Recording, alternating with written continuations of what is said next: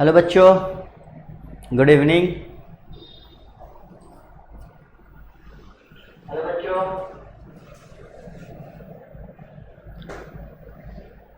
फटाफट आ जाओ, ज्वाइन कर लो। आज से आप लोगों को एनिमल किंगडम को कंटिन्यू मैं ही करूँगा, है ना।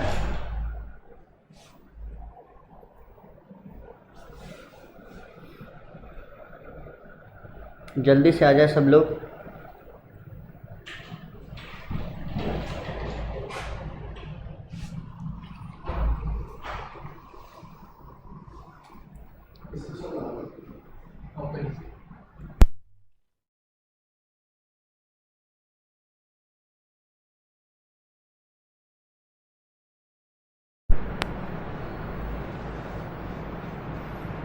गुड इवनिंग वंशिका जी, आ जाइए बच्चे सब लोग, आप लोग आ जाओ जल्दी जल्दी।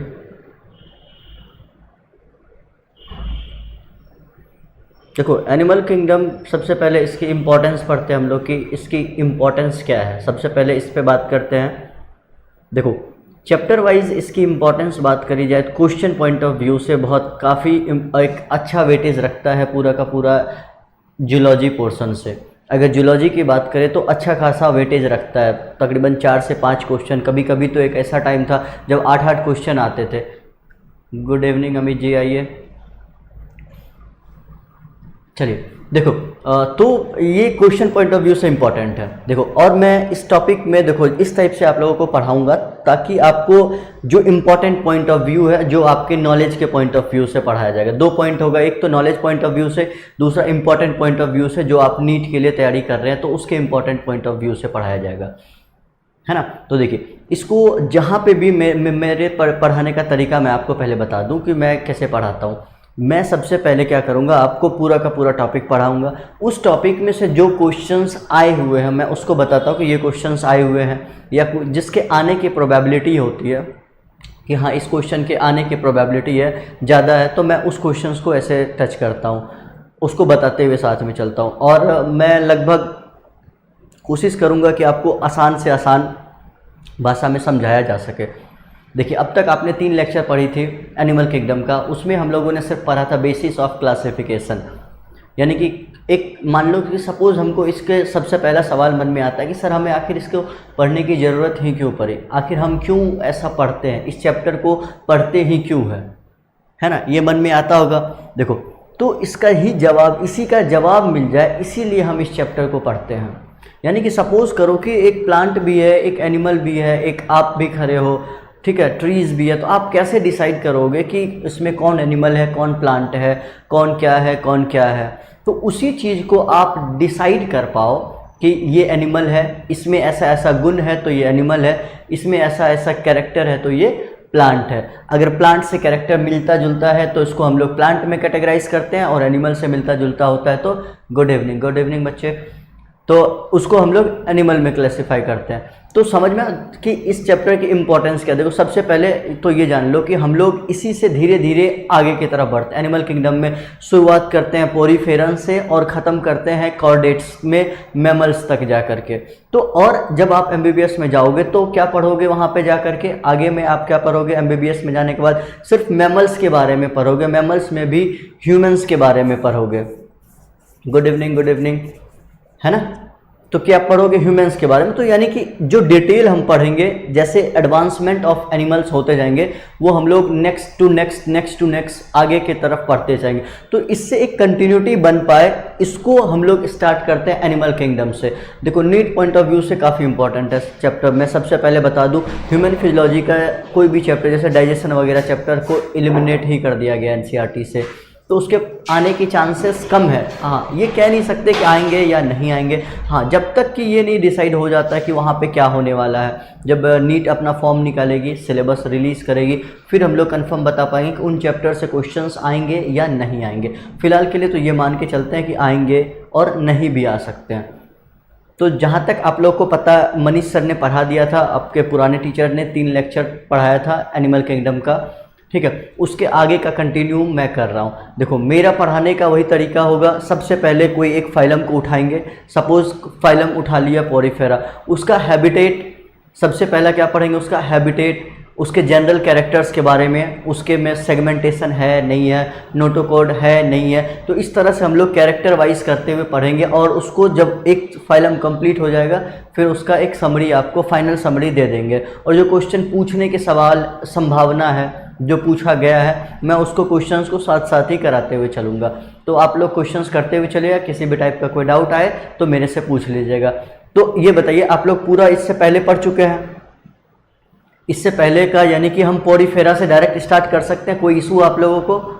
उससे पहले का कम्प्लीटली पढ़ चुका है ऐसा मुझे नॉलेज में है, सर ने बताया लास्ट क्लास तक में आपने पूरा इससे पहले का पूरा पोर्शन पढ़ लिया है। कोई डाउट? मैं पॉरीफेरा स्टार्ट कर सकता हूँ? बच्चे कमेंट्स करें सब लोग। देखिए अगर आप चाहते हैं कि मैं जिस एनर्जी से मैं अब अदर बैचेस में पढ़ाता हूँ, जो हमारे ऑफलाइन बैचेस हैं या फिर जो हमारे जेएनवी वाले बैचेस हैं, मैं उस एनर्जी से पढ़ाऊँ तो कमेंट्स आते रहेंगे ना, तो एक एनर्जी मिलता है। अगर सामने से रिस्पॉन्स, क्योंकि कैमरे के सामने कंटिन्यू बोलना तो थोड़ा सा टफ होता है। अगर रिस्पॉन्स आप लोग का बहुत अच्छा रहेगा तो मैं देखना आपको ह्यूमन रिप्रोडक्शन भी आगे वाले बैच में मैं पढ़ा रहा हूँ, उसमें मैं कितने सारे क्वेश्चंस लेकर के आया हूँ जो मैं कि लिटरली आपको लगेगा भी नहीं कि कभी आपने पढ़ा भी होगा या फिर आप सोचोगे भी। तो मैं उस टाइप का लेवल का आपका करवाऊँगा। बस आप अपना रिस्पॉन्स ढंग से रखना। सब लोग लाइक्स मार दो फटाफट, है ना। चलिए आइए तो हम स्टार्ट करते हैं पॉरीफेरेंस से। कोई दिक्कत? आप लोगों ने पॉरीफेरेंस से पहले का पूरा पढ़ चुका है, अब मैं पॉरीफेरा से स्टार्ट कर रहा हूँ। ठीक है बच्चों, कोई दिक्कत नहीं ना। सबसे पहले चलो आप लोग एक काम करो, सबसे पहला एक काम करो, मुझे ये लिख के दिखाओ। आप लोग क्या लिखना है? सबसे पहले देखो हम लोग एडवांसमेंट वाली कैरेक्टर की बात करते हैं। स्टार्ट करते हैं किससे? पॉरीफेरेंस से लेकर के, पॉरीफेरा से स्टार्ट करेंगे। ये बढ़ते बढ़ते कहाँ पे आ जाता है? यहाँ पे कॉर्डेट्स में। तो इसके बीच में क्या क्या आता है पहले तो आपको सीक्वेंस इसका याद होना चाहिए। चलो फटाफट शॉर्ट फॉर्म में आप लिख के दिखाओ, पूरा मत लिखना, शॉर्ट फॉर्म में लिख के दिखाओ मुझे। सब लोग कमेंट्स में शॉर्ट फॉर्म में लिखेंगे। देखो क्योंकि आप देखो ऑब्वियस सी बात है, आपको भी ऐसे कंटेंट बहुत सारे मिल जाएंगे यूट्यूब पे। तो लेकिन अगर आप क्लास करने आ रहे हो तो हमारा मानना है कि पूरा बेनिफिट आपको इन चीज़ों का होना चाहिए कि आप क्लास में ही ये चैप्टर पूरा आपको भी पता है कितना बच्चों को टफ लगता है क्योंकि नंबर ऑफ एग्जाम्पल्स ज़्यादा है। लेकिन अगर आप क्लास में आ रहे हैं तो हम पूरा कोशिश करेंगे कि आपको यहीं पे याद करवा दिया जाए। तो आप साथ साथ में जल्दी जल्दी कमेंट करेंगे। पॉरीफेरेंस के बाद क्या होता है? सिलेंट्रेटा। सिलेंट्रेटा के बाद टीनोफोरा। सब लोग कमेंट कीजिए, तो मैं लिख रहा हूं अपने लिए, है ना। आप उसके बाद अपना लिखना चालू कीजिए।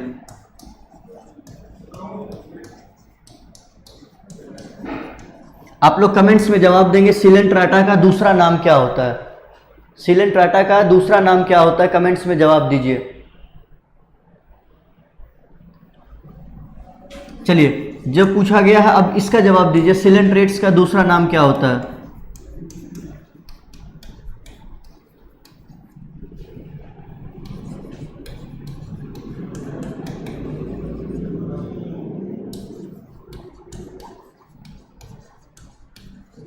उसके बाद एस्की हेलमिंथिस का सेकंड नेम क्या होता है? नेम बस पूछ रहे हैं कि क्या किसका नाम होता है?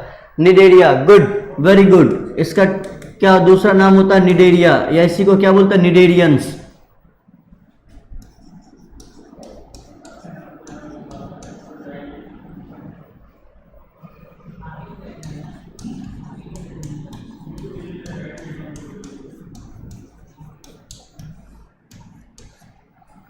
देखो सबसे पहले तो आपको ये सीक्वेंस याद होना चाहिए।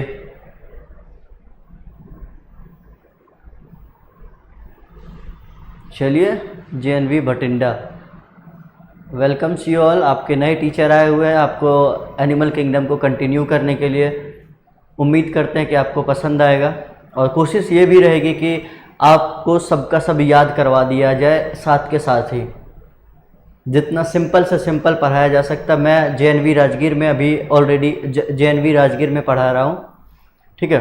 तो आपको उस लेवल का पढ़ाया जाएगा। अगर आपका रिस्पांस बहुत बढ़िया रहा तो बहुत अच्छे डीप लेवल तक जाएंगे और प्रोबेबल क्वेश्चंस के हम लोग ज़रूर डिस्कशन करेंगे कि क्या प्रोबेबल है आने के और क्या आए हुए हैं, ठीक है। चलिए आइए देखो ये सीक्वेंस याद होना चाहिए। सबसे पहला तो इस चैप्टर का सबसे पहला काम जो हर किसी को होना चाहिए, दिमाग में सेटअप होना चाहिए, क्या क्या होना चाहिए, पॉरीफेरा। अरे आप लोगों ने इसका दूसरा नाम नहीं बताया यार अब तक, एस्की हेलमिंथिस का। एस्की हेलमिंथिस का दूसरा नाम नहीं, राउंड वॉर्म तो नाम नहीं, फाइलम का नाम ही बोला जाता है। जैसे सिलेंट्राटा को निडेरिया बोला जाता है, वैसे ही एस्की हेलमिंथिस को एक और नाम दिया जाता है। Porifera, Coelenterata, Ctenophora, Platyhelminth, Aschelminth, Annelida, Arthropoda, Mollusca, Echinodermata, Hemichordata and then chordates. ये तो आपको सबसे पहले सीक्वेंस याद होना चाहिए। मेरे साथ एक बार सबको एक साथ दोहराएंगे। सीक्वेंस जब तक आप नहीं दोहराएंगे आप कभी भी याद नहीं कर पाएंगे। चलिए मेरे साथ सीक्वेंस को दोहराइए एक बार। पोरीफेरा मन मन में आप दोहराएंगे, ठीक है। Porifera, Coelenterata, Ctenophora, Platyhelminth, Aschelminth, Annelida, Arthropoda, Mollusca, Echino, Hemichordata and chordates.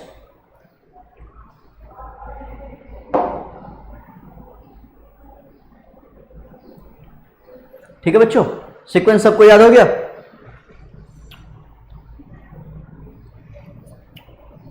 देखो अब हम लोगों ने मैं जो आपको सर ने पढ़ा दिया है, 3 लेक्चर इससे पहले हुए थे, ये आज आपका चौथा लेक्चर है।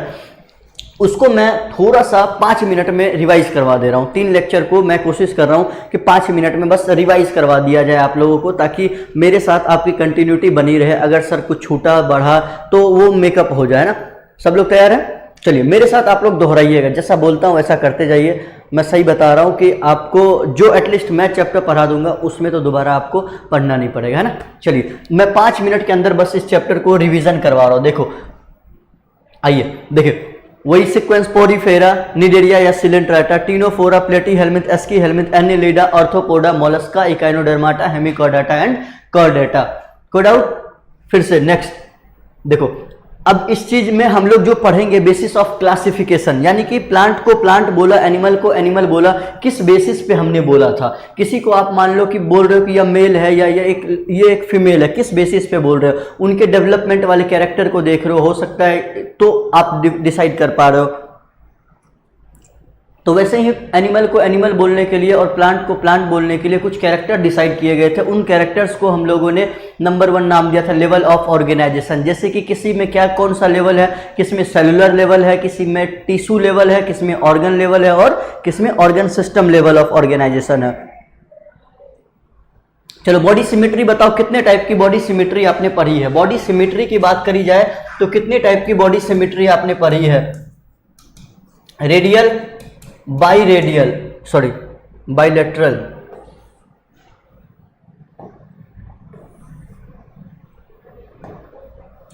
Radial and then bilateral. कौन सा एक आप लोग कमेंट्स में जवाब देंगे। निमेट हेलमिंथिस, ठीक है। कौन सा एक, इसी को निमेटोडा भी कहते हैं, कौन सा एक वो फाइलम है इनमें से। चलो आप कमेंट करके इसमें से जवाब दीजिए।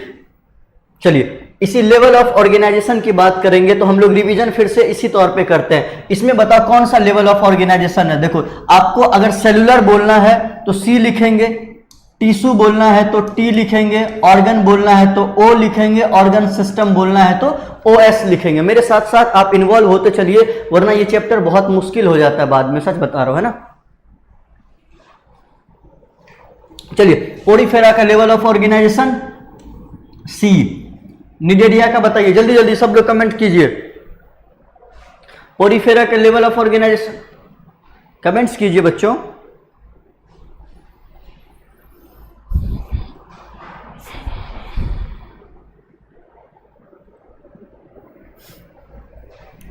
जल्दी जल्दी कमेंट कीजिए। टी, टीनोफोरा का टी। अब बताओ कहां से लेकर के कहां तक ऑर्गन लेवल ऑफ ऑर्गेनाइजेशन है। ऑर्गन या किसमें ऐसा है जो ऑर्गन लेवल ऑफ ऑर्गेनाइजेशन है। देखो इसमें क्या है, ऑर्गन लेवल ऑफ ऑर्गेनाइजेशन। बाकी इन सब में क्या है, organ system level of organisation, यानी OS, organ system level of organisation. कोई डाउट? याद हो गया? पहला देखो, पहला हमने क्या पढ़ा था। देखो लेवल ऑफ ऑर्गेनाइजेशन पढ़ा हमने, सबसे पहले हमने क्या पढ़ा, लेवल ऑफ ऑर्गेनाइजेशन। दूसरा, लेवल ऑफ ऑर्गेनाइजेशन में किसमें कौन सा लेवल है ये हमने देख लिया। पोरिफेरा में क्या है, पोरिफेरा में सेलुलर लेवल। उसके बाद टिश्यू लेवल किसमें है, इन दोनों में, निडेरिया और टिनोफोरा में टिश्यू लेवल है। उसके बाद प्लेटीहेल्मिन्थिस में ऑर्गन लेवल, बाकी सब में क्या है, organ system level of organization. चलिए नेक्स्ट बात करते हैं, बॉडी सिमेट्री की बात करी जाए तो हमने रेडियल और बायलेटरल, रेडियल और बायलेटरल में ज्यादा एडवांस कौन सा है, बायलेटरल। बायलेटरल क्या है, एडवांस टाइप ऑफ सिमेट्री। हाँ ठीक, एडवांस टाइप ऑफ सिमेट्री को क्या कहते हैं, बायलेटरल कहते हैं। ठीक है, चलिए अब इसमें बताइए कौन सा ऐसा एडवांस ऑर्गेनिज्म है, एडवांस होने के बावजूद भी उसमें कौन सा level of lateral of symmetry देखने को, रेडियल सिमेट्री देखने को मिलता है। देखिए ऐसे ही क्वेश्चंस पूछे जाते हैं आपसे। इनमें से देखो एडवांस कौन, जनरली कुछ में क्या है, बहुत कम में रेडियल है, बाकी सब में बायलेटरल है। कौन सा ऐसा फाइलम है जो है आप अपने आप में एडवांस, सुनो क्वेश्चन को, अपने आप में है क्या वो एडवांस, बट उसके जो एडल्ट्स है उसमें रेडियल सिमेट्री देखने को मिलती है। ये क्वेश्चन बहुत बार पूछा गया, यानी कितनी बार नीट में आप प्रीवियस ईयर्स के क्वेश्चन को लगाएंगे तो आपको समझ में आएगा। लेकिन ये क्वेश्चंस जब तक आप लोग पढ़ाते साथ साथ देखेंगे तो नहीं समझ में आएगा, जब दोबारा से देखेंगे तब समझ में आएगा। बताओ, नहीं गलत जवाब, अमित गलत,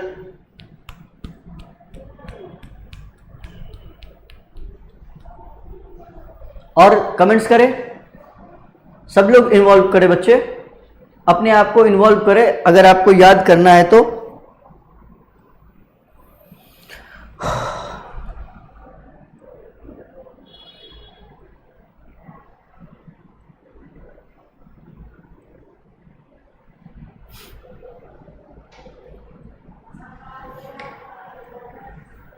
इकाइनोडर्माटा, गुड, ये सही जवाब आया, इकाइनोडर्माटा। यही मैं देखना, देखो इकाइनोडर्माटा ये क्या है, इसमें क्या है, रेडियल सिमेट्री देखने को मिलता है, वो भी एडल्ट में। देखो यहां पे ऐसे है, इनको ये वाला सिमेट्री पेंटा रेडियल कहते हैं, पेंटा रेडियल सिमेट्री देखने को मिलती है इसमें। ये सवाल बहुत बार नीट में पूछा जा चुका है, बहुत बार, एक बार दो बार नहीं, बहुत बार पूछा जा चुका है, इसलिए आप प्रिपेयर रहे ऐसे सवाल के लिए। चलिए इसमें बताएं कौन सी सिमेट्री देखने को मिलती है पोरिफेरा में, या मिलती है भी या नहीं मिलती है। उसके बाद बताएं रेडियल किसमें किसमें रेडियल मिलता है। इनमें रेडियल मिलेगा, इसमें एसिमेट्री, कोई भी सिमेट्री देखने को नहीं मिलती है। बाकी सब में क्या है, बाइलेटरल सिमेट्री देखने को मिलती है। ऐसे आप याद करेंगे। लेवल ऑफ ऑर्गेनाइजेशन पढ़ लिया हमने, सेलुलर, टिश्यू, ऑर्गन, बाकी सब में ऑर्गन सिस्टम। दूसरा हम लोग सिमेट्री की बात करी जाए, एसिमेट्री इन दोनों में रेडियल, बाकी सब में बाइलेटरल। याद हो गया। चलिए नेक्स्ट कैरेक्टर की तरफ चलते हैं हम लोग। देखो तीसरा कैरेक्टर है हमारा जर्मिनल लेयर। जर्मिनल लेयर आपने पढ़ा, जर्मिनल लेयर के बेसिस पे ऑर्गेनिज्म को कितने भागों में बांटा गया है, diploblastic and triploblastic, diploblastic and triploblastic. कहां से कहां तक डिप्लोब्लास्टिक है, एग्जाम्पल देखो मैं रिवीजन करवा रहा हूं बस ये, और कहां से कहां तक ट्रिप्लोब्लास्टिक है, जल्दी से कमेंट करें किसमें किसमें डिप्लोब्लास्टिक है और कहां से कहां तक ट्रिप्लोब्लास्टिक है।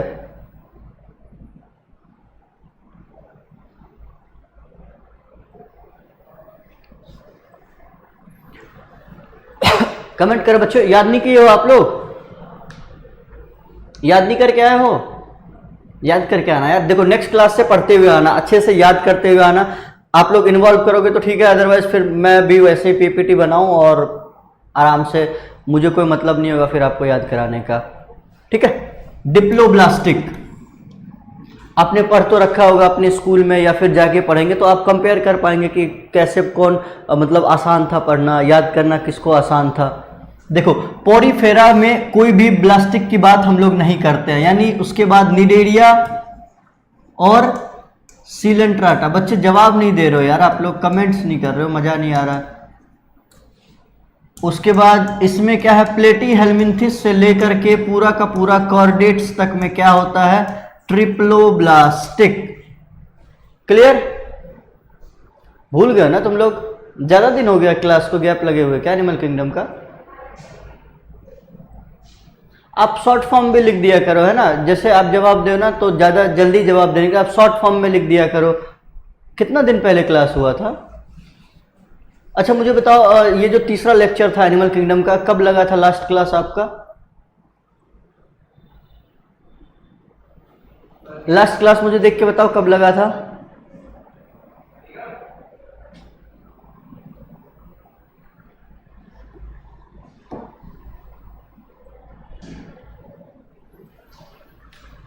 चलो नेक्स्ट हम लोग बात करते हैं, लास्ट क्लास आपने बता दो मुझे कब लगा था। मैं इसलिए देखो रिवाइज करवा रहा हूं आप लोग को, मुझे पता है कि ये चैप्टर तो वैसे भी थोड़ा भूलने वाला ज़्यादा होता है, फिर भी मैं इसलिए इसको रिवाइज करवा रहा हूं।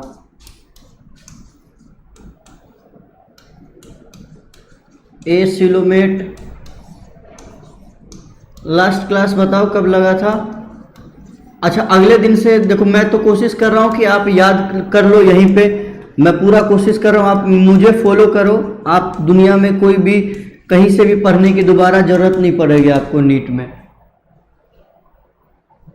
लास्ट क्लास बताओ यार जल्दी तुम लोग।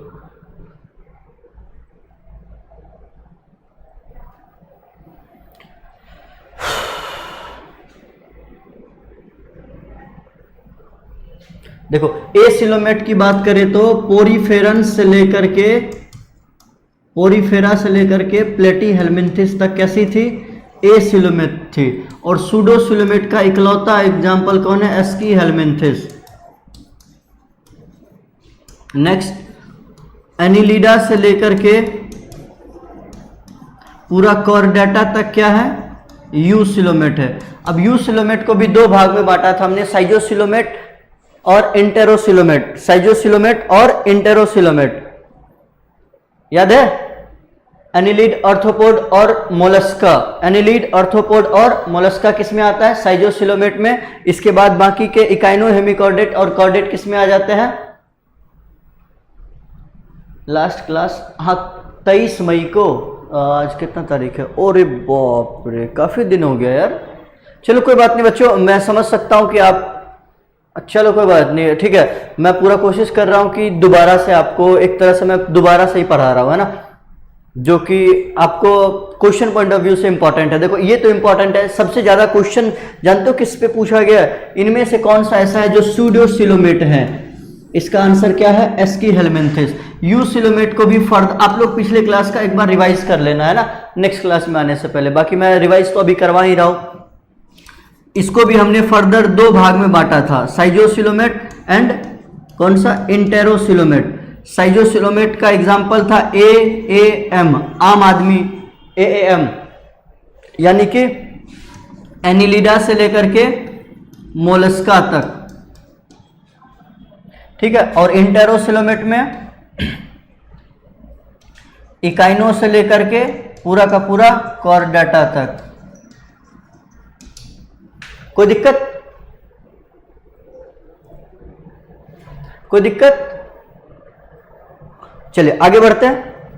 रिवीजन कर लिया हम लोगों ने। देखो लेवल, फिर से मैं साथ साथ हर बार रिवाइज करवा रहा हूं। आप लेवल ऑफ ऑर्गेनाइजेशन की बात करें, सबसे पहला सेलुलर लेवल, ठीक है।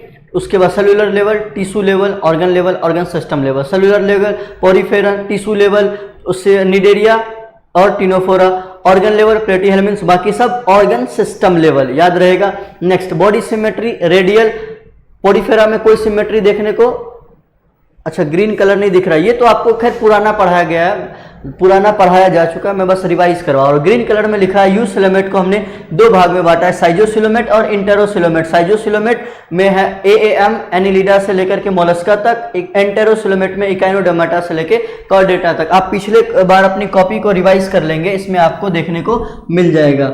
आप लिख रहे हो, नोट डाउन कर रहे हो, टाइम सफिशिएंट है, ऐसा तो नहीं कि ज़्यादा जल्दी मैं मिटा दे रहा हूँ, क्योंकि ये आपको रिवीजन करवाया जा रहा है, इसलिए मैं लिखने के लिए ज़्यादा टाइम नहीं दे रहा हूँ इसमें, है ना, ठीक है। उसके बाद मेटामेरिज्म। मेटामेरिज्म का मतलब क्या होता है? सेगमेंटेशन। जब आपका बॉडी या फिर किसी का बॉडी तीन भाग में सेगमेंट्स में डिवाइडेड है, जैसे हेड, थोरैक्स एंड एब्डोमेन पूरा एक सेगमेंट है, तो इसको हम लोग क्या बोलेंगे? सेगमेंटेशन। सेगमेंटेशन के नाम पे आपको तीन एग्जाम्पल यानी तीन फाइलम को याद रखना है। सेगमेंटेशन सिर्फ और सिर्फ तीन फाइलम में देखने को मिलता है, एनिलिडा, ये बहुत बार सवाल में आया है, ऑर्थोपोडा, ऑर्थोपोडा एंड कॉर्डेटा। सिर्फ यही 3 ऐसे फाइलम हैं जिसमें ट्रू सेगमेंटेशन देखने को मिलता है। ये सवाल बहुत बार पूछा गया, true segmentation is seen in Annelida, arthropoda and Chordata, या फिर दे देगा क्वेश्चन में इनमें से सेलेक्ट करें किसमें ट्रू सेगमेंटेशन देखने को मिल सकता है और किसमें नहीं मिल सकता है देखने को। ठीक है, सेगमेंटेशन की बात करी जाए उसके बाद हम लोग करने लिख लिए। मैं लिखने के लिए ज्यादा टाइम इसलिए इसमें नहीं दे रहा हूं बच्चों, है ना।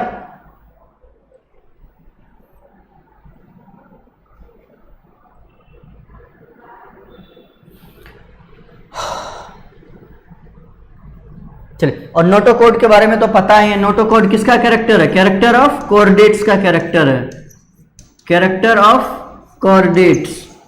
बाकी यानी जो नॉन कोऑर्डिनेट्स हैं, पोरीफेरा से लेकर के हेमिकॉर्डेटा तक, उसमें क्या होगा? नोटोकॉर्ड एब्सेंट होंगे। तो यहां तक हमारा ये प्योर रिवीजन टाइप का था, कर लिए हम लोग रिवीजन। अब आगे कुछ हम लोग बॉडी कॉम्प्लेक्सिटी को लेकर के देखते हैं जो कि सवाल में आने की चांसेस बनते हैं। जैसे कि देखो वही चीज, अब मैं फिर से रिवीजन के लिए, सेलुलर लेवल किसमें देखने को मिलता है? पोरीफेरा, बस याद रखते चलो। सेलुलर लेवल किसमें? Poriferans. Tissue level Cnidaria and Ctenophora. Organ level Platyhelminthes. Organ system level Aschelminthes से लेकर के पूरा। क्लियर?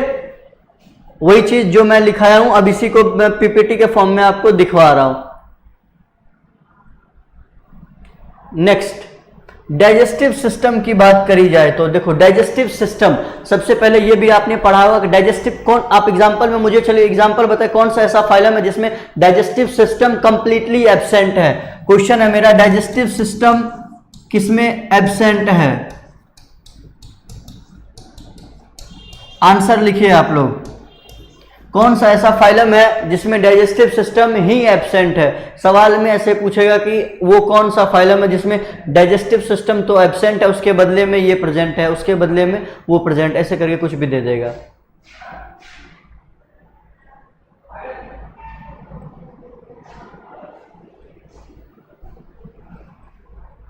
जल्दी बता, कौन सा ऐसा फाइलम है जिसमें डाइजेस्टिव सिस्टम एब्सेंट है?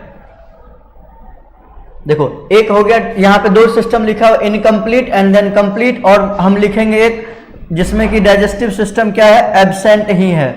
डाइजेस्टिव सिस्टम एब्सेंट किसमें होता है? पोरीफेरा में। डाइजेस्टिव सिस्टम किसमें एब्सेंट होगा? पोरीफेरा में। इनकम्प्लीट डाइजेस्टिव सिस्टम किसमें किसमें देखने को मिलेगा? निडेरिया से प्लेटीहेल्मिन्थिस में। और कंप्लीट डाइजेस्टिव सिस्टम का मतलब क्या होता है कि जब एक सेपरेट माउथ एंड एनस हो तो उसको क्या कहते हैं? Complete digestive system. पोरीफेरा में भी नहीं, सही जवाब, बहुत सही जवाब अर्चिता, एकदम सही जवाब, पोरीफेरा। चलिए देखो, अब जो सवाल पॉइंट ऑफ व्यू से आता है, ये सर्कुलेटरी सिस्टम 2 टाइप के होते हैं। सर्कुलेटरी सिस्टम 2 टाइप के होते हैं, एक ओपन एक क्लोज। ओपन से कोई सवाल नहीं आता है, क्लोज्ड सर्कुलेटरी सिस्टम पे बहुत सवाल आता है। आपको सर ने पढ़ा चुका है, चलिए मुझे बताइए क्लोज सर्कुलेटरी सिस्टम किसमें किसमें देखने को मिलता है। प्रीवियस ईयर्स के जब क्वेश्चंस को आप देखेंगे तो समझ में आएगा कि बहुत पूछा गया है क्लोज सर्कुलेटरी सिस्टम। चूज कीजिए इनमें से किसमें किसमें क्लोज सर्कुलेटरी सिस्टम पाया जाता है।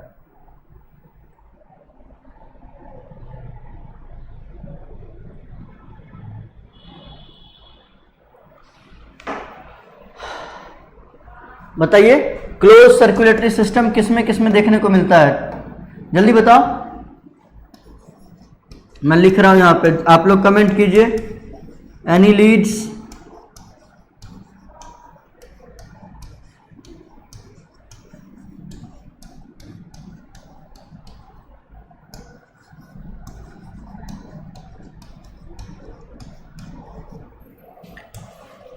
एनिलीड्स, सिफेलोपोड, मोलस्क, ये अभी फिलहाल के लिए लिख लेंगे, जब हम लोग मोलस्क पढ़ेंगे तब इसका डिटेल पढ़ेंगे कि सिफेलोपोड मोलस्क क्या होता है। बच्चे जवाब नहीं आए आप लोगों के, कोशिश भी नहीं कर रहे हो तुम लोग। देखो, cephalopod mollusc, annelids and Chordata, ये वाला सवाल को आप स्टार मार्क कर लीजिएगा, बहुत बार पूछा गया। आप पीवाईक्यू को उठा के देखेंगे तो आपको समझ में आएगा कि कितनी बार ये सवाल पूछा गया है। ठीक है बच्चों, आपको कोई भी डाउट होगा इनेबल वाला ग्रुप में है ही तो आप बेझिझक कमेंट कर देंगे, आप मेंशन कर दीजिएगा मुझे, मैं जवाब दे दूंगा। कुछ भी डाउट हो, कोई दिक्कत हो, आप मुझसे बात कर सकते हैं ना। चलिए अब आगे हम लोग बढ़ते हैं। बस मैं देखो रिवाइज करने में पूरा लेक्चर आज मेरा लगता है चला जाएगा। ठीक है,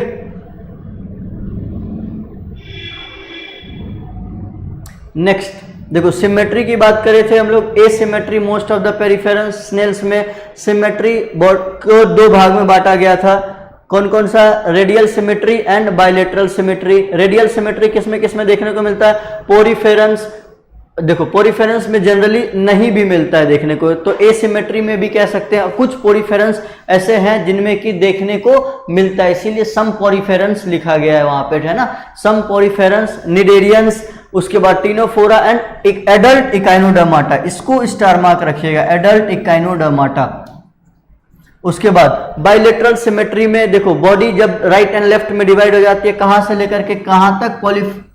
प्लेटीहेल्मिन्थिस से लेकर कॉर्डेटा तक, इंक्लूडिंग एडल्ट इकाइनोडर्माटा लिखा हुआ एक्सेप्ट में, ध्यान रखिएगा। क्लियर? सिमेट्री की बात कर लिए, ये सब आप लोग पढ़ चुके हैं बच्चों, तो ये मत समझिएगा कि मैं तेजी से पढ़ा रहा हूं या फिर खींच रहा हूं, क्योंकि ये आपने पढ़ रखा, मैं बस रिवाइज करवा रहा हूं। मेरा रिवीजन में आज पूरा लेक्चर लगभग लग रहा है चला जाएगा। डॉर्सल का मतलब होता है पीछे, जैसे कि मैं खड़ा हूं तो जिस साइड मेरा हर्ट है, मेरा जिस साइड हर्ट है वो मेरा वेंट्रल पोजीशन है, और हर्ट के अपोजिट साइड वाले पोजीशन को क्या बोलते हैं? Ventral dorsal position. और हमारे साइड वाले पोजीशन को क्या बोलते हैं? Lateral position. यानी हमारे हाथ को इसीलिए बोला जाता है लेटरल अपेंडेजेस। ये हमारा कौन सा पोजीशन हो गया? लेटरल। पीछे हो गए डॉर्सल, आगे हो गई वेंट्रल, ऊपर हो गए एंटीरियर और नीचे हो गए पोस्टीरियर। एंटीरियर पोस्टीरियर आगे पीछे की बात करते हैं, ठीक है। चलिए नेक्स्ट हम लोग चलते हैं जर्मिनल लेयर। जर्मिनल लेयर के बारे में आप लोग को पता है कि 3 टाइप के जर्मिनल लेयर हो सकते हैं, एक्टोडर्म, इंडोडर्म, मीजोडर्म। कौन कौन से? Ectoderm, endoderm, mesoderm. उसी के बेसिस पे नाम दिया गया था डिप्लोब्लास्टिक और ट्रिप्लोब्लास्टिक। ये सब आप लोग पढ़ चुके हैं, मैं बस रिवाइज करवा रहा हूं, फिर से मैं बार बार कह रहा हूं कि बस रिवाइज करा रहा हूं मैं। नेक्स्ट है हमारा, देखो इसी में लिखा गया 2 जर्म लेयर, एक्टोडर्म और इंडोडर्म है तो उसको डिप्लोब्लास्टिक कहते हैं। डिप्लोब्लास्टिक कौन कौन है? निडेरियंस और टीनोफेरा। और पोरिफेरा में कोई भी डिप्लोब्लास्टिक ट्रिप्लोब्लास्टिक की बात हम लोग नहीं करते हैं। नेक्स्ट है हम लोग का क्या, अभी क्यों नहीं करते हैं पोरिफेरेंस में हम लोग अभी पढ़ लेंगे, ठीक है। ट्रिप्लोब्लास्टिक में एक एक्स्ट्रा जर्म लेयर कौन सा ऐड हो गया? मीजोडर्म ऐड हो गया। कहां से कहां तक है? प्लेटीहेल्मिन्थिस तक, कॉर्डेटा तक। ये मैंने अभी बता दिया, फिर से देखो 3 बार रिवीजन हो गया आप लोग का। फिर से देखो, एसिलोमेट, सुडोसिलोमेट, सिलोम के बेसिस पे। सिलोम का मतलब क्या होता है? कैविटी। इसी बॉडी के कैविटी को सिलोम बोला जाता है। इसके बेसिस पे हमने 3 भाग में बांटा था, एसिलोमेट, सुडोसिलोमेट और सिलोमेट। एसिलोमेट में कौन था और सुडोसिलोमेट में क्या था? एक एग्जांपल था जो कि बहुत इंपॉर्टेंट मैंने बताया था याद रखने के लिए, एस्कीहेल्मिन्थिस। इससे पहले एसिलोमेट, इसके बाद यूसिलोमेट, ऐसे याद रखिएगा। एस्कीहेल्मिन्थिस क्या है हमारा? स्यूडोसिलोमेट। इससे पहले सारे जितने भी हैं क्या कहेंगे आप उसको? एसिलोमेट। इसके बाद वाले को यूसिलोमेट, सिलोमेट या यूसिलोमेट। चलिए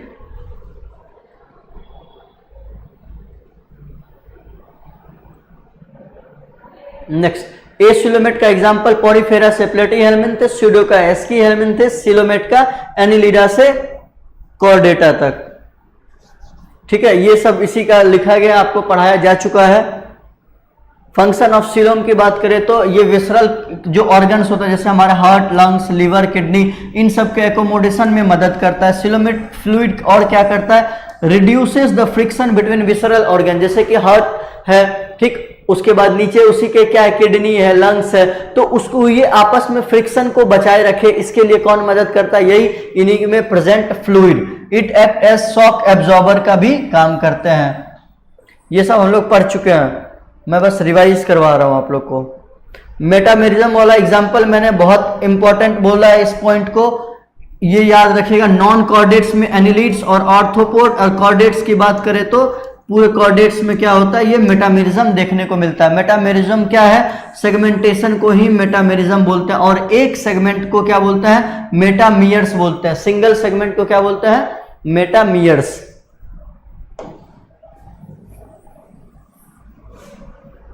चलिए आइए, नोटोकॉर्ड की बात करी जाए तो नोटोकॉर्ड एक मेसोडर्मली डिराइव्ड ऑर्गन है जो कि सिर्फ और सिर्फ स्ट्रक्चर है जो कि किस में देखने को मिलता है, सिर्फ कॉर्डेट्स में। इसी के बेसिस पे कॉर्डेट्स और नॉन कॉर्डेट्स को हम लोगों ने दो भागों में बांटा हुआ है। ये हम लोग का यहां तक का रिवीजन था। इसके लिए ये वाले को आप स्क्रीनशॉट जरूर ले लीजिए। इस चीज को आप स्क्रीनशॉट ले लीजिए इसको।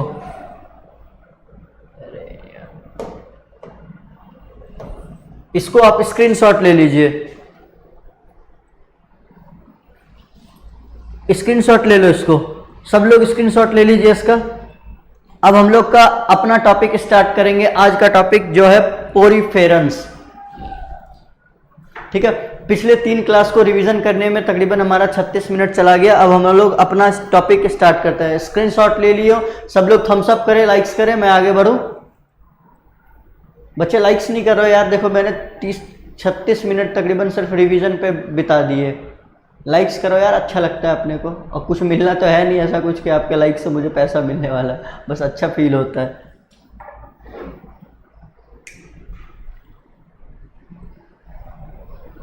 ले लियो स्क्रीनशॉट, आगे बढ़े।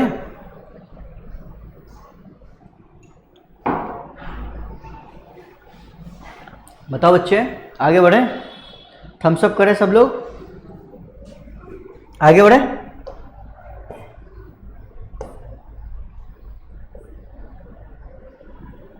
हेडिंग डालो, फाइलम पोरीफेरेंस। गुड, चलिए हेडिंग डालिए आप लोग, फाइलम पोरीफेरा। देखिए आप लोग इसका नोट्स बनाइएगा जरूर से। मैं तो यही सजेस्ट करूंगा कि आप नोट्स बनाइए, आपको समझ में आएगा कि मेरा नोट्स एक थोड़ा सा अलग बनेगा, आपको शॉर्ट फॉर्म में भी रहेगा, और जो पॉइंट इसको मैं स्पेशली स्टार मार्क करवाता हूं कि ये पूछा गया है, बहुत बार पूछा गया है, या ये पूछा जाने वाला है, तो इसलिए आप उसको जरूर मेंशन रखिएगा। फाइलम पोरीफेरेंस, देखो इसमें देखो यहाँ पे हमेशा आपको पोर्स दिखता हुआ लगता है, इसीलिए इसका दूसरा नाम क्या होता है, पोर बियरिंग एनिमल्स। ऐसा एनिमल्स जिसको पोर्स पाए जाते हैं, या फिर हिंदी में इसको क्या कह सकते हैं, छेदी लाल। छेदी लाल एनिमल किंगडम का छेदी सिंह, छेदी लाल किसको कहेंगे आप लोग, पोरीफेरेंस को क्या कहेंगे, छेदी लाल या पोर बियरर्स। ठीक है, क्लियर। पोरीफेरेंस का दूसरा नाम क्या है, पोर बियरर्स या छेदी लाल। क्यों, क्योंकि इसमें पोर्स पाए जाते हैं, पोर्स पाए जाते हैं, इसीलिए इसको क्या कहा जाता है, पोर बियरर्स।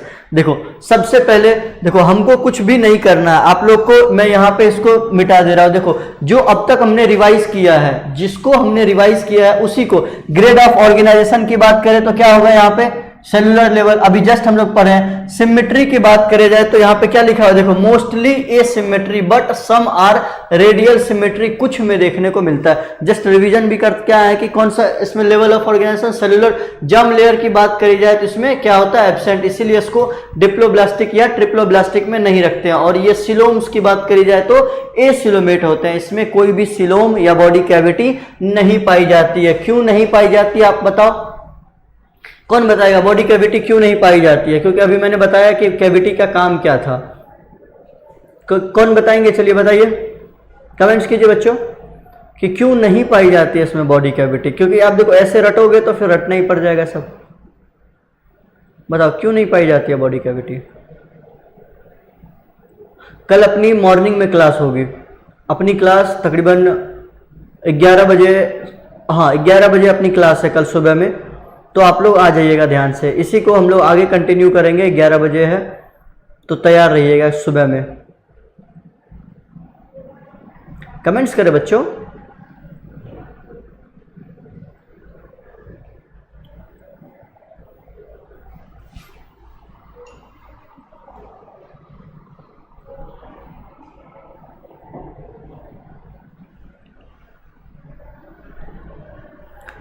ये बताओ ना, अच्छा इसका जवाब मैंने पूछा कि इसमें सिलोम नहीं प्रेजेंट होते, क्यों नहीं प्रेजेंट होते हैं सिलोम?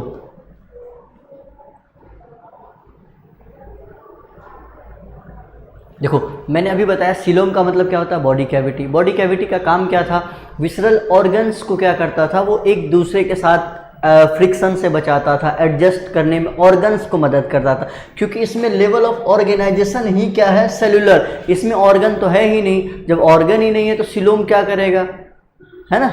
समझे क्यों एसिलोमेट है, क्योंकि इसमें ऑर्गन ही नहीं है, तो ऑर्गन को एकोमोडेट करने के लिए चाहिए सिलोम, तो ऑर्गन नहीं है तो सिलोम की कोई आवश्यकता इसको है ही नहीं। Got it? हैबिटेट के बारे में इसका स्टार मार्क रखिएगा। सारे हैबिटेट देख लो, मोस्टली मेराइन, ये बहुत बार क्वेश्चन में स्टेटमेंट फॉर्म में देखने को मिलता है। पोरिफेरंस आर जनरली मेराइन या मोस्टली मेराइन, या सिडेंटरी। सिडेंटरी का मतलब होता है अटैच या चिपका हुआ। सॉलिटरी का मतलब अकेला, सॉलिटरी का मतलब क्या होता है, लोनली, अकेला। कॉलोनियल का मतलब क्या होता है, ग्रुप। कॉलोनियल का मतलब क्या होता है, ग्रुप। अगर ग्रुप में है तो कॉलोनियल, अकेला है तो सॉलिटरी। मतलब ये हर तरह के हैबिटेट में देखने को मिलता है, टेरेस्ट्रियल को छोड़ करके। एक्वेटिक, सेडिमेंट्री भी, यानी किसी और के साथ चिपके हुए, जैसे कि देखो ये यहाँ पे आपको दिख रहा होगा कि चिपके हुए, कहाँ गया, यहाँ पे, यहाँ आपको चिपका हुआ दिखेगा। ये देखो, पानी में जनरली मेराइन का मतलब डीप वाटर में देखने को मिलता है। कहाँ पे, डीप वाटर में देखने को मिलता है। सेडेंटरी मतलब एक दूसरे किसी के साथ अटैच होंगे, कोई बड़े एनिमल के साथ अटैच होंगे या किसी बड़े प्लांट के साथ ये अटैच दिखेंगे। सॉलिटरी का मतलब या तो अकेले भी दिख सकते हैं या ग्रुप में भी दिखेंगे, तो इसी को क्या कहते हैं, सॉलिटरी या कॉलोनियल। लिख लिए, लिख लिए, आगे बढ़े। डाइजेस्टिव सिस्टम, क्या लिखेंगे नेक्स्ट हमारा, डाइजेस्टिव सिस्टम। देखो सिस्टम के नाम पे इसके पास सब चीज एब्सेंट है, ऐसे याद रखिएगा। डाइजेस्टिव सिस्टम हो, रेस्पिरेटरी सिस्टम हो, सर्कुलेटरी सिस्टम हो, एब्सेंट होता है इसमें। लेकिन डाइजेशन की बात करी जाए तो इंट्रासेलुलर होता है, यही कंफ्यूज करता है। डाइजेशन इज इंट्रासेलुलर, मतलब इसके सेल के अंदर ही डाइजेशन होता है, इसीलिए इसको क्या कहते हैं, इंट्रासेलुलर डाइजेशन। कोई डाउट? इसको स्टार मार्क रखेगा, इंट्रासेलुलर डाइजेशन है लेकिन डाइजेस्टिव सिस्टम एब्सेंट होता है। कोई डाउट बच्चे? रेस्पिरेटरी सिस्टम भी एब्सेंट होता है, सर्कुलेटरी सिस्टम भी एब्सेंट होता है। इन तीनों को परफॉर्म करने के लिए एक स्पेशल इसमें ऑर्गन स्ट्रक्चर प्रेजेंट होता है जिसको कहते हैं वाटर कैनाल सिस्टम। क्या कहते हैं, वाटर कैनाल सिस्टम। इसीलिए इनको, इन सिस्टम्स की जरूरत ही नहीं पड़ती है। मन में आता होगा कि आखिर ये सिस्टम इनमें क्यों नहीं प्रेजेंट होता, क्यों? क्योंकि इन तीनों सिस्टम, इसको वाटर कैनाल एक है उसी के थ्रू हो जाता है, तो इसको इन सिस्टम्स की जरूरत ही नहीं पड़ती है। Got it? आप लोग नोट डाउन कर लेना। चलो नेक्स्ट बात करते हैं। देखो यहां पे मैं एक दो पॉइंट ऐड करवा रहा हूं, आप लोग को मनीष सर ने पढ़ाया, मैंने देखा हुआ है। रिप्रोडक्शन इसमें क्या होता है, एसेक्सुअल रिप्रोडक्शन। अगर होगा तो एसेक्सुअल होगा तो फ्रेगमेंटेशन से। यही सवाल ऐसे रहता है statement wise. Fragmentation, fragmentation a type of, fragmentation a type of asexual reproduction is seen in poriferans. सही जवाब। ये इनमें से सेलेक्ट कीजिए कौन सा सही है कौन सा गलत है, ऐसे करके स्टेटमेंट में आता है। ठीक है, तो याद रखिएगा सेक्सुअल रिप्रोडक्शन भी होता है, एसेक्सुअल रिप्रोडक्शन भी होता है। ये इसकी जो सेक्सुअलिटी होती है बाइसेक्सुअल होते हैं, यानी कि दोनों सेक्स एक ही ऑर्गेनिज्म में प्रेजेंट होते हैं, मेल और फीमेल दोनों एक ही इंडिविजुअल में प्रेजेंट होता है।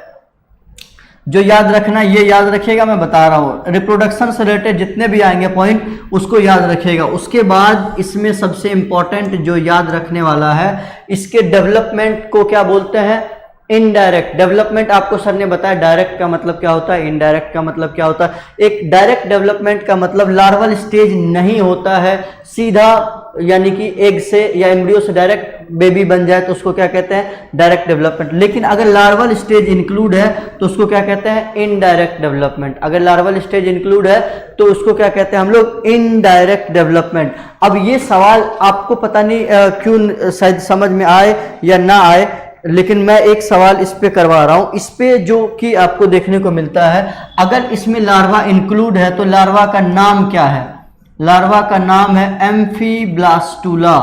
आप प्रीवियस ईयर्स के क्वेश्चन देख लीजिएगा, आपको लगेगा कि सर ज़्यादा एक्स्ट्रा पढ़ा रहे हैं, लेकिन नहीं, ये आपको प्रीवियस ईयर्स में देखने को मिलता है। दो लार्वा का नाम याद रखिएगा, एम्फीब्लास्टुला एंड पेरेनकाइमुला। एम्फीब्लास्टुला एंड पेरेनकाइमुला, क्या क्या नाम है लार्वा का। देखो मैं हर बार लार्वा का नाम जिसमें भी इनडायरेक्ट डेवलपमेंट होगा मैं लिखाऊंगा और मैं वहाँ पे पूछूंगा कि उसके पुराने में या फिर पोरिफेरेंस में कौन सा लार्वा बना था, इसमें कौन सा लार्वा बना था। तो इसको आप चाहे तो आप अलग लिख के रखिए कहीं पे भी कि किसके लार्वा का क्या नाम है। सवाल आया हुआ इसलिए मैं इसको बता रहा हूँ, ठीक है।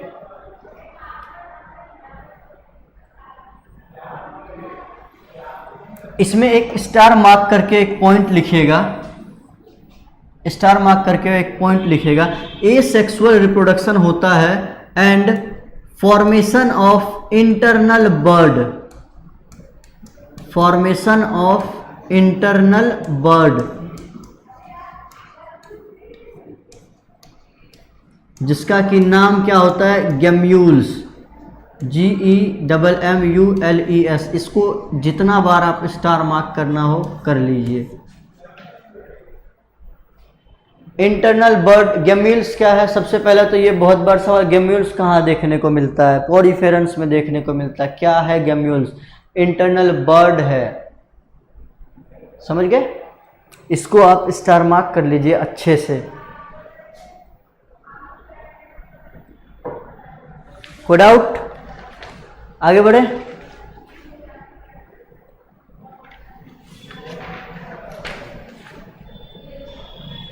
आगे बढ़े बच्चों, आगे बढ़े, चलिए आइए।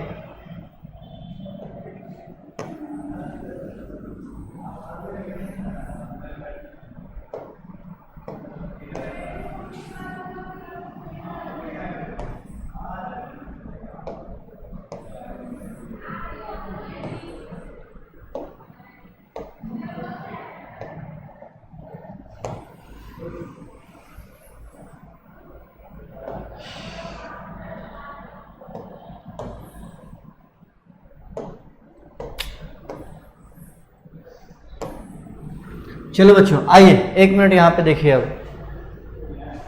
एक पॉइंट लिखेगा, ये भी आपको पॉइंट सवाल में दिखेगा, आपको सवाल में लिखेगा बॉडी वॉल। क्या लिखेगा, बॉडी वॉल ऑफ पोरिफेरेंस। ये आपको बहुत सारे अलग अलग बुक्स, आप किसी भी बुक का कीजिएगा, PWLN, आकाश, जो भी इंस्टीट्यूट है, तो आपको उसमें एक आध सवाल बॉडी वॉल से रिलेटेड मिलता ही चला जाएगा आपको। बॉडी वॉल इसमें 3 भाग में डिवाइडेड है, outer body wall, middle body wall and inner body wall. देखो बॉडी वॉल का मतलब क्या कि ये देखो सेल वॉल नहीं है, बॉडी वॉल का मतलब इस चीज को ध्यान रखिएगा कि बॉडी की जो बाहरी जो कवरिंग है उसको हम लोग वॉल कहते हैं, समझे। आउटर को पिनाकोडर्म, आउटर का दूसरा नाम याद रखिएगा पिनाकोडर्म, पिनाकोडर्म। इनर को कहते हैं मीजोहिल लेयर, मीजोहिल लेयर, और इनर वाले को कहते हैं कोआनोडर्म, कोआनोडर्म। इसको आप स्टार मार्क करके रखिएगा बच्चों।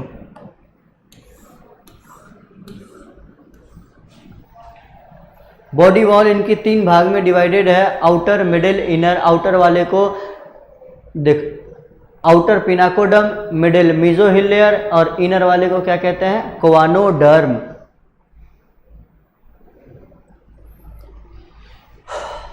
इसी में जो इसको पढ़ाने का सिर्फ एक ही मकसद था, ये लिखवाने का। इसके पास में क्या होता है, कंटेंस कंटेन्स कोआनोसाइट, कोआनोसाइट इसी का दूसरा नाम होता है कोलर सेल। ये देखो कोआनोसाइट और कॉलर सेल कहाँ देखने को मिलता है, ये याद रखिएगा, ये पूछा गया है प्रीवियस ईयर्स के क्वेश्चन में। कोआनोसाइट या कॉलर सेल कहाँ देखने को मिलता है, पोरीफेरेंस में। देखो इसी सेल के थ्रू क्या होता है, इंजेक्शन होता है, responsible for injection of food.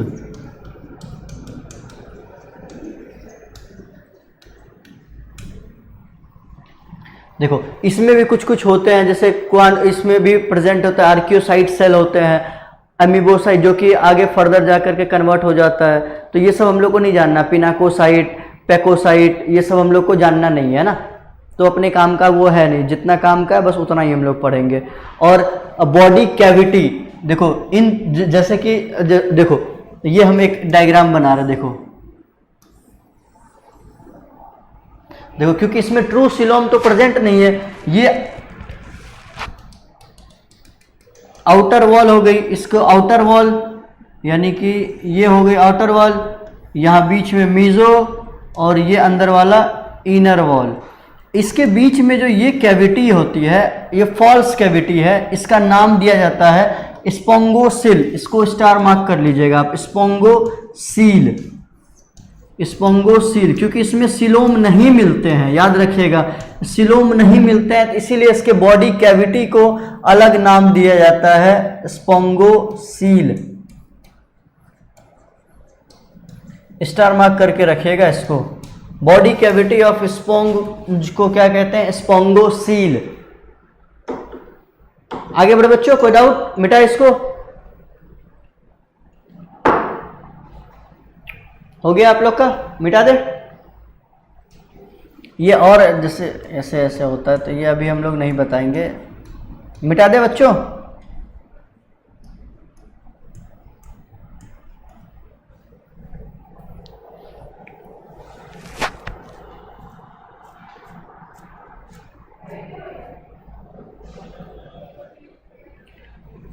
हो गया आप लोग का,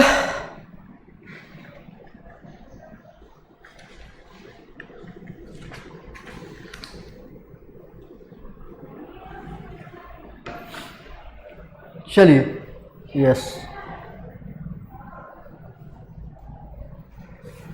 चलिए अब नेक्स्ट आगे बढ़ते हैं हम लोग। एक यूनिक फीचर है पोरीफेरेंस में, जो कि हमने अभी भी बताया था, क्या है, water canal system. Water canal system, ये वर्ड है, कैनाल को यहां पे आप स्टार मार्क करके रखिएगा। वाटर ट्रांसपोर्ट सिस्टम भी देखने को मिलता है, आगे जाकर के हम लोग फर्दर पढ़ेंगे। वाटर ट्रांसपोर्ट सिस्टम, यहाँ पे वाटर कैनाल सिस्टम में ध्यान रखिएगा। Water canal system unique character किसका है, पोरीफेरेंस का यूनिक कैरेक्टर है। इसमें देखो दो टाइप्स की ओपनिंग प्रेजेंट होता है, ओपनिंग इसको बोलते हैं ऑस्टिया और इसको बोलते हैं ऑस्कुलम। इनसाइड या एंट्री ऑफ वाटर, वाटर का जो एंट्री होगा कहां से होगा, ऑस्टिया से, और जो पानी बाहर निकलेगा वो कहां से निकलेगा, ऑस्कुलम से। ये बहुत पहले पूछा गया है सवाल, बहुत पहले 2007-8 के करीब पूछा गया था सवाल में। एंट्री कहां से होता है वाटर कैनाल सिस्टम में, एंट्री वाले पॉइंट को क्या बोलते हैं, ऑस्टिया बोलते हैं, और एग्जिट वाले पॉइंट को क्या बोलते हैं, ऑस्कुलम बोलते हैं। देखो वाटर एंटर्स थ्रू, ऑस्टिया के थ्रू वाटर एंटर करती है, और कैविटी, इसके कैविटी को क्या कहते हैं, स्पोंगोसील, और बाहर किससे निकलती है, ऑस्कुलम से निकलती है। ये किस किस चीज में मदद करता है, फूड गैदरिंग में मदद करता है, यानी कि डाइजेशन, गैस एक्सचेंज में यानी कि respiration, and removal of waste मतलब excretion. Digestion, respiration and expression, इन चीजों में मदद करती है ये वाटर कैनाल सिस्टम। ओके बच्चों, समझ में आ गया। चलिए नेक्स्ट,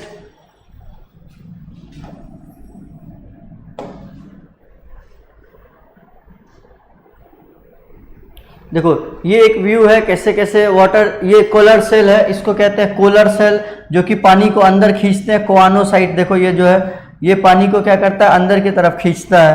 तो ये बस देखने के लिए था, आप लिख लिए। देखो इसकी body is supported by spicules and spongin fibres. ये बस याद रखना है कि इसके बॉडी में स्पिक्यूल्स पाए जाते हैं। कौन सी स्पिक्यूल्स? कैलकेरियस, यानी कैल्शियम की बनी हुई, कैल्शियम कार्बोनेट से बनी हुई स्पिक्यूल्स, टीथ लाइक स्ट्रक्चर जो इनको बॉडी को सपोर्ट करता है, उसी को क्या कहते हैं? स्पिक्यूल्स। आज का रिस्पॉन्स आप लोग का काफी खराब रहा था, है ना? तो इस बिहाफ पे मैं लिटरली अगले क्लास से फिर वही, आप अगर क्लास में आते हो तो एक्टिव रहो जितना मैं एक्टिव हूँ, आप रिस्पॉन्स करो, अदरवाइज फिर मत ही आया करो क्लास में। क्यों अपना और मेरा दोनों का टाइम वेस्ट करना, है ना?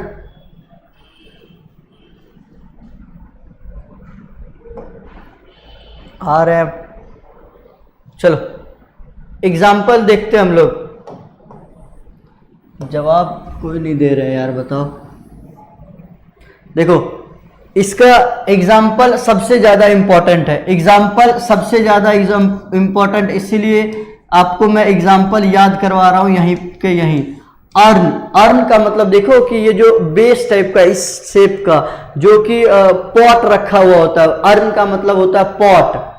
पॉट एक ऐसा पॉट जो कि रखा हुआ होता है उस शेप का, देखो ये शेप का दिख रहा है, इसीलिए इसको क्या कहते हैं? साइकोन या स्काइफा। इसी का दूसरा नाम क्या है? Earn Spongia. देखो नेक्स्ट है स्पॉन्जिला। देखो स्पॉन्जिला को वाटर स्पॉन्ज बोलते हैं, एकदम ट्रांसपेरेंट होता है, इसीलिए इसका दूसरा नाम याद रखना है। स्पॉन्जिला का दूसरा नाम क्या है? Water sponge. यू स्पॉन्जिया, इसका दूसरा नाम क्या है? Bath sponge. आपने जो बाथ में इस्तेमाल करते हैं लूफा का, बॉडी को रब करने के लिए, उसी को क्या बोलते हैं? You sponge. वो ऐसा ही दिखता है, फूला हुआ सा, इसीलिए इसको हम लोग क्या कहते हैं? Bath sponge. और हम लोग कुछ एग्जाम्पल्स को देखते हैं फिर आगे बढ़ेंगे। लिख लिए पहला एग्जाम्पल साइकोनिया स्काइफा, दूसरा एग्जाम्पल लिखिए यूप्लेक्टिला। अब मैं कुछ एग्जाम्पल लिखवा रहा हूं जो आपको हर हाल में लिखना ही लिखना है, एनसीईआरटी का एग्जाम्पल है। नेक्स्ट एग्जाम्पल लिखिए वेनस फ्लावर बास्केट। ये कॉमन नेम है, इसका साइंटिफिक नेम होता है यूप्लेक्टिला। इसी का दूसरा नाम है वेनस फ्लावर बास्केट। इसको दिया जाता है given as bridal gift in Japan. ये ऐसा क्यों किया जाता है? क्योंकि देखो ये जो है इसमें दो टाइप्स के फ्लावर्स में देखने को मिलता है, जो हमेशा जब तक जिंदा है वो साथ ही रहेंगे, अदरवाइज मरने के बाद वो अलग होते हैं। इसीलिए इसको ब्राइडल गिफ्ट में एक कपल्स जब तक जिंदा रहेंगे साथ रहेंगे, ऐसा सिंबल को रिप्रेजेंट करता है, इसीलिए ये ब्राइडल गिफ्ट दिया जाता है जापान में। लिव्स टुगेदर, ये कौन सा था हमारा? चौथा एग्जाम्पल। पांचवा एग्जाम्पल में लिखिए हाइलोनेमा।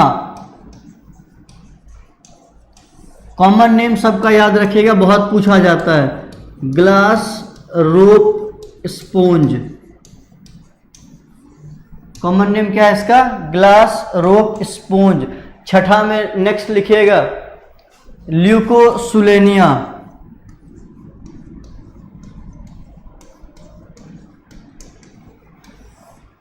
Smallest sponge. मैं नेक्स्ट क्लास में आऊंगा, कुछ क्वेश्चंस करवाऊंगा पोरीफेरेंस का, और इससे पहले का जितना मैंने आज रिवाइज करवा दिया है। आप लोग उम्मीद है कि सब करते हुए आएंगे, हम आप लोग से सवाल करवाएंगे, ठीक है? और अंतिम एक और एग्जांपल लिख लीजिएगा लियोना, CLIONA, लियोना। इसका कॉमन नेम होता है boring sponge. Boring sponge, boring का मतलब होता है छेद करना। ये इनके पास इतनी कैपेबिलिटी होती है कि ये छेद कर देता है, किसको छेद कर देता है, कैल्शियम कार्बोनेट से बनी हुई सब्सटेंस को भी छेद कर देता है। इसीलिए इसका कॉमन नेम क्या है, बोरिंग स्पॉन्ज। देखो 7 एग्जाम्पल मैंने लिखवाया आपको, सातों एग्जाम्पल याद रखिएगा अच्छे से, सातों एग्जाम्पल इंपॉर्टेंट है, इससे बाहर आपको ज़्यादा जानने की जरूरत नहीं है। ठीक है, ऑल द बेस्ट। थोड़ा सा आप लोग रिस्पॉन्स अपना बढ़ाइएगा, नेक्स्ट क्लास से रिवीजन करते आइएगा। और थोड़ा सा मैं अपने नेचर को लेकर के हूँ यार कि अगर मैं मेहनत करता हूँ तो मैं एक्सपेक्ट करता हूँ सामने वाले से भी, तो मेरी बातों का बुरा ना माने, आपका मन है, आपकी चॉइस है, do what ever you wish. ठीक है, बाकी अच्छा लगा, पहला क्लास था मेरा आप लोगों के साथ, आपको भी अच्छा लगा होगा, उम्मीद करते हैं। अच्छा लगा होगा तो लाइक्स कर दीजिएगा, अपने दोस्तों को भी बता दीजिएगा, जिन्होंने लाइव ना किया हो वो बाद में कर लेंगे। ठीक है, आपको इसके बाद दोबारा नीट के लिए पढ़ने का ज़रूरत नहीं पड़ेगा इस चैप्टर को, कम से कम नोट्स तो ज़रूर हो जाएंगे अच्छे वाले। ठीक है, all the best, thank you. मिलते हैं नेक्स्ट क्लास में, कल सुबह अपनी क्लास होगी 12 बजे, बी रेडी और रिवाइज करते हुए। ठीक है, ऑल द बेस्ट बच्चों, बाय बाय, मिलते हैं नेक्स्ट क्लास में।